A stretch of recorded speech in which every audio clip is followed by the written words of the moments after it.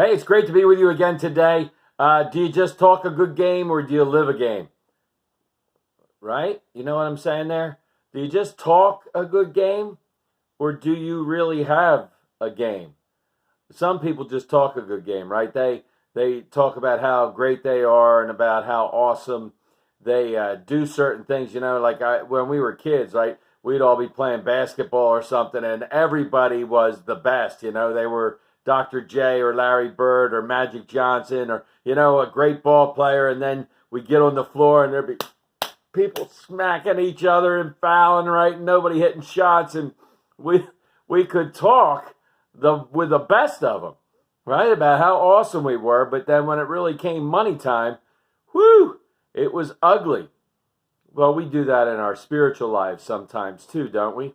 We talk a great game. We think we start to tell people about how awesome our faith is and how we're doing this or we're doing that or how much God means to us, and then our lives don't match up to what our mouth is saying.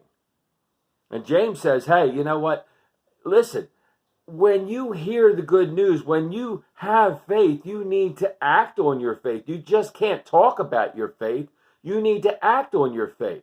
There has to be action that accompanies those words to show that you are really into what you are preaching, what you're trying to tell people you believe. Because you know what? Here's the deal. Even demons believe that God is God. They're not on God's team, though, are they? No.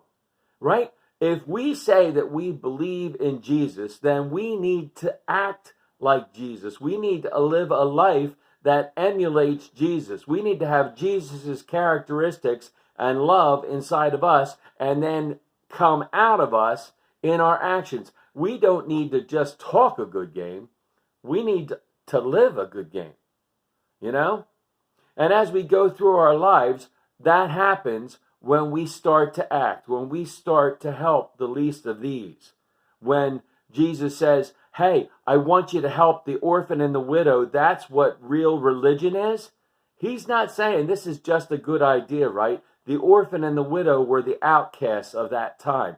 Widows could not take care of themselves, and unless they got remarried, there's a good chance they were going to have to sell themselves into prostitution or slavery just to be able to survive. And kids, orphans, if their mom and dad died, they were on the streets running around trying to make things meet, and they would either get arrested or killed.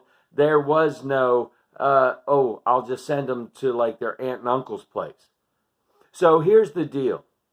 Jesus says, live a life that is worthy of your call, right? And the call of Jesus is reach out to those in need.